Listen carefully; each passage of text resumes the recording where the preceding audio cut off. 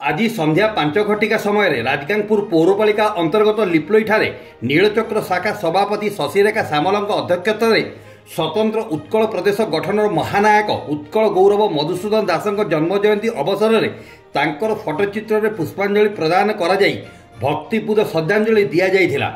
भाषा भित्तिक स्वतंत्र ओडिशा प्रदेश गठनर तांकर भूमिका संबंध विस्तृत भाव उपस्थित साधारण लोकंकु अवगत कराइथिले।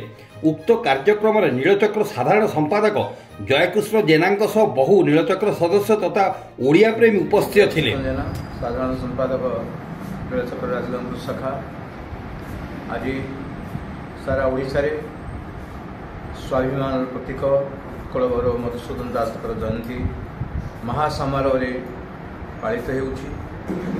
सेथिपई नीलचक्र राजगांगपुर शाखा से जयंती को महासमारोह पालन करुछि। एथिरे शाखार सभापति सहकर्मी नीलचक्र परिवार समस्ते उपस्थित अछंती। एही दिनटी अति गौरवपूर्ण दिवस। स्वाभिमान कहले मधुबाबू पुरुष सिंह जे कि सिंह परी सबले आगे जाती पछकु चाहती नहीं।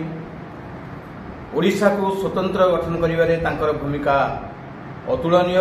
महानायक से उत्कल दिवस जदि आज पालन करी अवदान 1936 मसीहा एप्रिल 1 तारिख ओडिया भाषाभाषी को एकत्रित करने से जो महासंग्राम चलते उत्कल सम्मिलनी से उत्कल सम्मिलन माध्यम समस्त को आह्वान करते। यही सम्मिलनी जाति प्राण सिंधु कोटि प्राण बिंदु धरे तोर प्राण बिंदु मिसाई दे भाई डेई पड़ी सिंधुनी रे समस्ते साहस दियो समस्ते निज निजर श्रमदान बलिदान कर एवं ओडिशा को एकत्रित करने को समस्ते आगे न आसिले एही ओडिशा भाषा संस्कृति सबू आपे आपे लोप पाइजिवो।